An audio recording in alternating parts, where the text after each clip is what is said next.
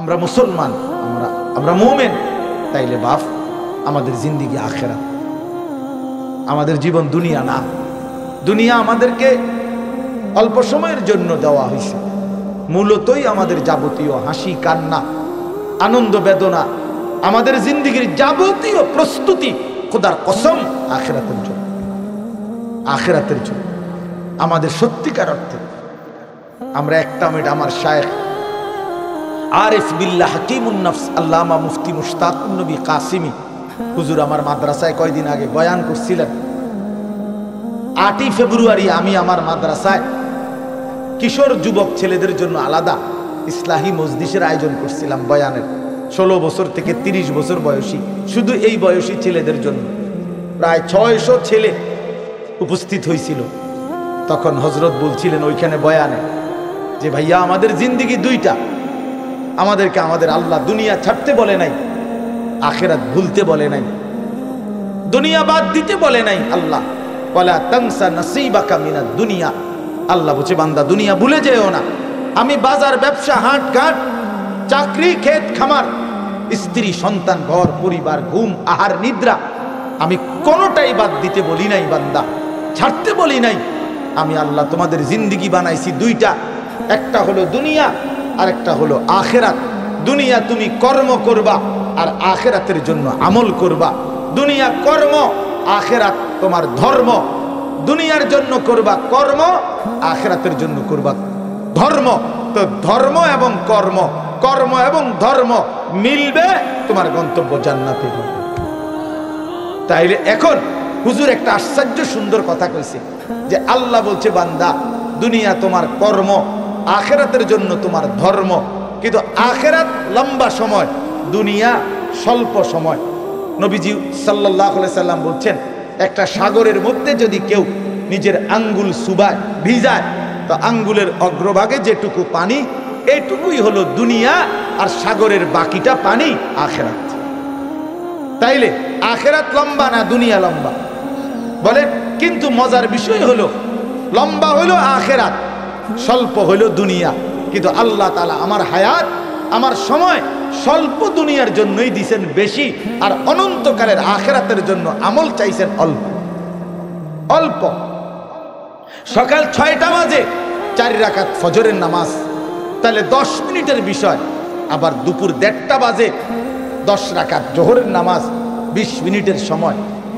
তাইলে ধরে নিলাম সকাল 6টার পরে 7টা 8টা 9টা 10টা 11টা 12টা 1টা, প্রায় 7.5 ঘন্টা পরে আবার 20 মিনিট। তাহলে সকালের 10 মিনিট আর দুপুরের 20 মিনিট, এই হলো 30 মিনিট মনে করেন আখিরাতের জন্য, আর 7.5 ঘন্টা আমার দুনিয়ার কর্মের জন্য।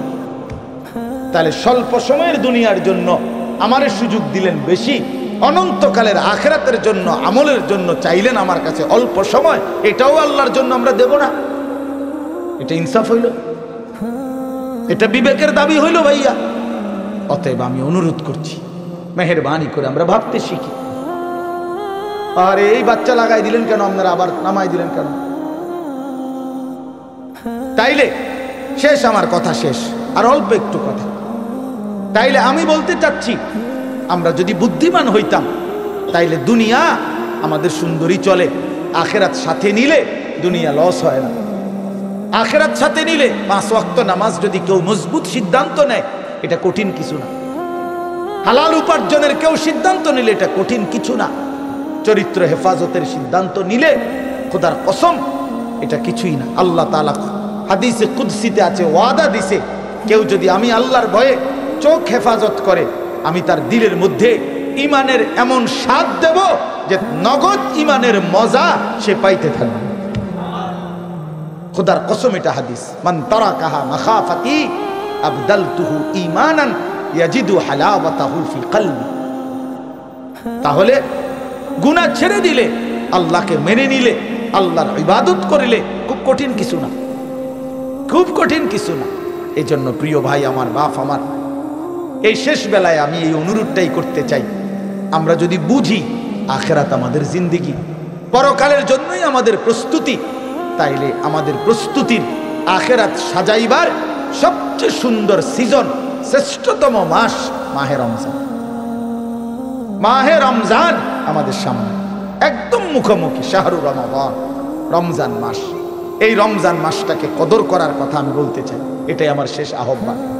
কেউ যদি বুঝি আমরা আমার আখেরাতি মূল, আমার দুনিয়া সামান্য, তাহলে আমাদের উচিত মাহে রমজানের প্রস্তুতি নেওয়া, মাহে রমজানের প্রস্তুতি নেওয়া। মাহে রমজান আল্লাহ নিজের, এই যে প্যান্ডেল আপনারা সাজাইছেন সুন্দর করে মাহফিলের জন্য, খোদার কসম আল্লাহ তাআলা বলে, বান্দা রমজান আমি নিজ হাতে সাজিয়েছি আমার বান্দাকে জান্নাত দেওয়ার জন্য, জাহান্নাম থেকে বাঁচাবার জন্য। যদি বলি আল্লাহ কেমনে সাজাইলেন, আল্লাহ তাআলা বলেন, শুনো আমার সাজানোটা তোমরা শুনো। এক, আমি আল্লাহ জান্নাতের সব দুয়ার খুলে দিয়েছি। দুই, জাহান্নামের দরজাগুলো বন্ধ করে দিয়েছি। তিন, সমস্ত শয়তান এবং দুষ্ট জিন শেকলে বন্দী করে দিয়েছি।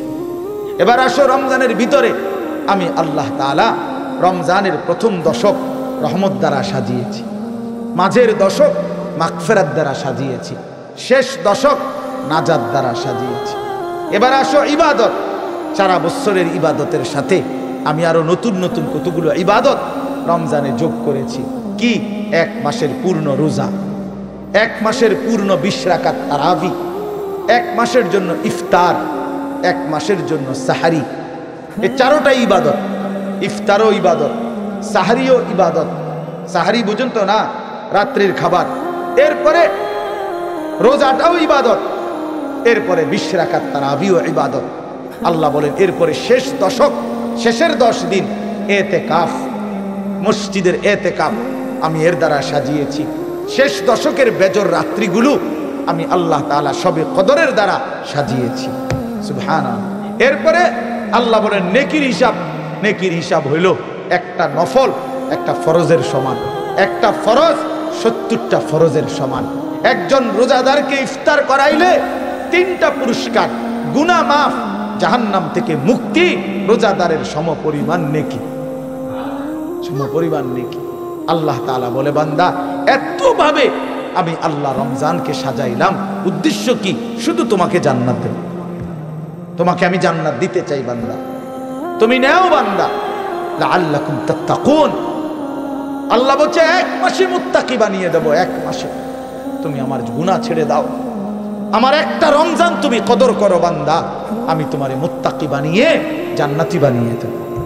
এজন্য আল্লাহ বলছে শাহরু রমাদান, যে আয়াতটা আমি পড়েছি আল্লাহ নিজে রমজান মাস, এই শব্দ রমজান মাস আল্লাহ নিজে কোরআনে উল্লেখ করছে। এজন্য রমজান মাস এটা উচ্চারণ হয় বছরে কতদিন জানেন? প্রতিদিন, প্রতিদিন, প্রতিদিন। কেমনে? কারণ 24 ঘন্টা পৃথিবীতে কোথাও না কোথাও আল্লাহর কোরআন তেলাওয়াত হয়। আর শাহরু রমাদান এই শব্দ অতএব জমিনে 24 ঘন্টায় কোথাও না কোথাও কারো না কারো জবানে উচ্চারিত হয়। সারা বছর রমজানের কথা আলোচিত হয়। নাহলে এই শব্দ শাহরু রমাদান যে কোরআন শরীফের শব্দ না, তাহলে এটা কেউ না কেউ তো পড়তেছে, কোথাও না কোথাও কেউ সবক দিতে আছে, কেউ শুনানি চলতে আছে। মানে 24 ঘন্টা আল্লাহর জমিনে সারা বছর এক আওয়াজ উচ্চারিত হয়, রমজান মাস, রমজান মাস, রমজান মাস, শাহরু রমাদান। আল্লাহ এবার বলে, বান্দা শোনো, এই মাসের পরিচয় আমি বললাম, আমার পরিচয় আমি দেই আমার মাসের। আল্লাযী উনজিলা ফীহিল কোরআন, এটা সেই মাস যে মাসে কোরআন নাজিল করা হয়েছে। কোরআন নাজিল করাতে এই মাস দামি। আমার শায়েখ আল্লামা মুফতি মুশতাকুন নবী সাহেব বলে যে দেখো, একটি রমজানে কোরআন নাজিল হয়েছিল, প্রত্যেক রমজানে কোরআন নাজিল হয় না। কোরআন তো একটি রমজানে, নবীজির বয়স তখন 40, ওই সময়ে একটা রমজান কোরআন নাজিল হয়েছিল। কিন্তু ওই এক মাসে একবার কোরআন নাজিল হওয়ার কারণে কোরআনের বরকতে ওই মাস যতবারই পৃথিবীতে আসে ততবারই দামি হয়েছে। ওই একটি রাত শবে কদর, ওইটা তো একটা রাতে কোরআন নাজিল হয়েছিল, কিন্তু ওই রাত এইটা এবার যতবারই আসে ঘুরে ঘুরে ততবারই ওই রাত দামি হয়ে গেছে। এই জন্য কোরআন যে রাতের সাথে একবার লাগছে, এই রাত আজীবনের জন্য দামি হয়ে গেছে। কোরআন যেই মাসের সাথে একবার লাগছে, ওই মাস আজীবনের জন্য দামি হয়ে গেছে। কোরআন যেই বান্দার জীবনে একবার লাগবে ওই বান্দাও আজীবনের জন্য দামি হয়ে যায়, দামি হয়ে যায়। হুদাল লিন্নাস ওয়া বাইয়িনাতিন মিনাল হুদা ওয়াল ফুরকান।